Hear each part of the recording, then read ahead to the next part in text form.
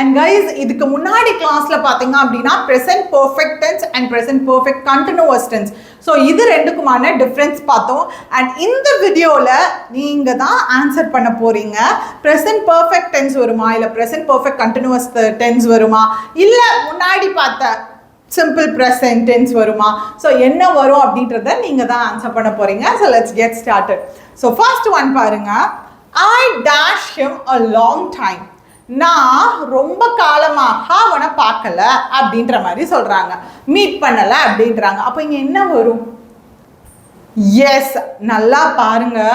இங்க long time, அதாவது நீண்ட காலமாக அவனை நான் பார்க்கவில்லை. ஸோ அப்போ இங்க என்ன வரணும்? மீட்டிங் அப்படின்னா மீனிங் என்னது? Continuous form. அவனை நான் பார்த்து கொண்டே இருக்கவில்லை அப்படின்ற மீனிங் வரும். அப்போ அது கரெக்டாக வருமா? அப்போ கண்டினியூஸ் ஃபார்ம் வரவே வராது. ரைட்?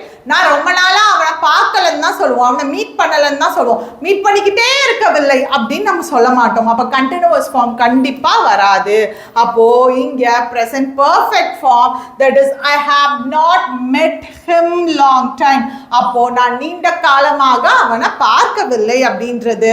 ஸோ ஹாவ், ஐக்கு சப்ஜெக்ட், I சப்ஜெக்ட்டுக்கு have என்ற ஹெல்பிங் verb வரும். So have plus V3. அப்போ present perfect. அப்போ present perfectனா என்னென்ன சொல்லும்? just now completed ஆக்ஷனாக இருக்கட்டும், இல்லை இப்போ வர ஒரு விஷயம் வந்து நடக்கலை. ஃபார் எக்ஸாம்பிள் பார்த்தீங்க அப்படின்னா I haven't seen the movie yet. நான் இப்போ வர அந்த மூவியை பார்க்கவில்லை.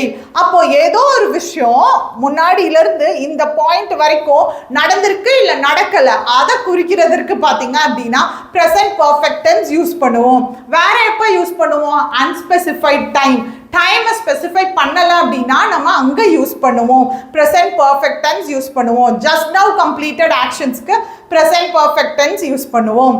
Right? So option B will be the right answer. Coming to the next one.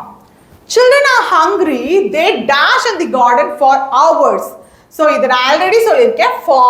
for அப்படின்னாலே since and for வந்துச்சுனாலே அங்கே perfect tense தான் வரணும். perfect tense ஒன்று present perfect வரலாம், இல்லை வந்து present perfect continuous வரலாம், என்ன வேணாலும் வரலாம். ஆனால் பர்ஃபெக்ட் டென்ஸ் தான் வரணும். ஏன்னா டியூரேஷனை சொல்கிறப்போவோ இல்லை நடந்து கொண்டு இருந்த ஆக்ஷனை சொல்கிறதுக்கோ யூஸ் பண்ணுறப்போ பர்ஃபெக்ட் டென்ஸ் வரணும் அப்படின்னு சொல்லியிருக்கோம். அப்போ இங்கே எது பர்ஃபெக்ட் டென்ஸ்? எஸ், இது are, just continuous tense, present continuous tense. Were, ஆரோட பாஸ்ட் ஃபார்ம் வேர். அப்போ இது பாஸ்ட் கண்டினியூவஸ் டென்ஸ். அப்போ இது ரெண்டுமே வராது. ஒன்று தான் இருக்கு perfect form, that is have been playing. Children are hungry, they have been playing in the garden for hours. So அவங்க ரொம்ப நேரமாக கார்டனில் விளையாண்டு கொண்டே இருந்தார்கள். ரைட்? விளையாண்டு கொண்டே இருக்கிறார்கள். Right? Fine. Understand? Yes. Next one. We dash each other since our school days. Yes, இதுதான் நம்ம பார்த்திருக்கோம். Yet, just, already, வேற, since, I have not yet completed the work. I have just finished reading this book. I have already finished the book. I have known him since my childhood. Since இருக்கா? அப்போ சின்ஸ்னா என் சைல்ட்ஹுட்ல இருந்து, என்னோட school டேஸ்ல இருந்து அவனை எனக்கு தெரியும். அப்போல இருந்து இந்த நொடி வரையும் எனக்கு அவனை தெரியும். ஒரு டியூரேஷனை குறிக்கிறப்போ அப்போல இருந்து இப்போ வர எனக்கு அவனை தெரியும் அப்படின்னு குறிக்கிறப்போ பர்ஃபெக்ட் டென்ஸ் யூஸ் பண்ணணும். அப்போ இங்க என்ன பர்ஃபெக்ட் டென்ஸ்? நோன்றது ப்ரெசன்ட் டென்ஸ் கிடையாது. அப்போ இது சிம்பிள் பாஸ்ட் கிடையாது. இது ஒன்று தான் ப்ரெசன்ட் பர்ஃபெக்ட். அப்போ option C will be the right answer. Coming to the next one. Those who dash their work can go home.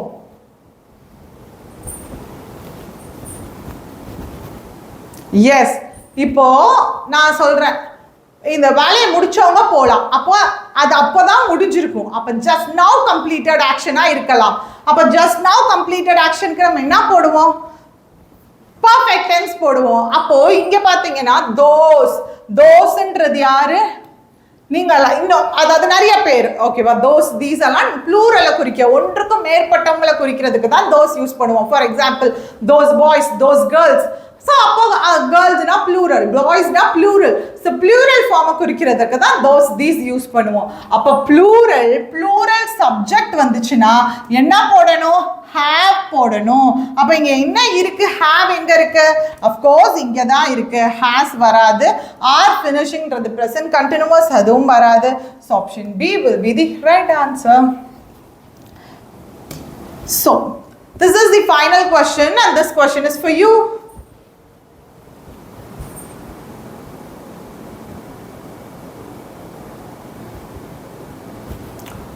இதுக்கான ஆன்சரை கமெண்ட் பாக்ஸ்ல போடுங்க அண்ட் நெக்ஸ்ட் பாத்தீங்க அப்படின்னா பாஸ்ட் டென்ஸ் கிளாஸ் இருக்கும் நெக்ஸ்ட் செஷன்ல ஸோ அதையும் கம்ப்ளீட்டா பாத்துருங்க so tata bye see you guys நம்ம சேனல் இங்கிலீஷ் வித் ரீனா ஃபாலோ பண்ணிக்கோங்க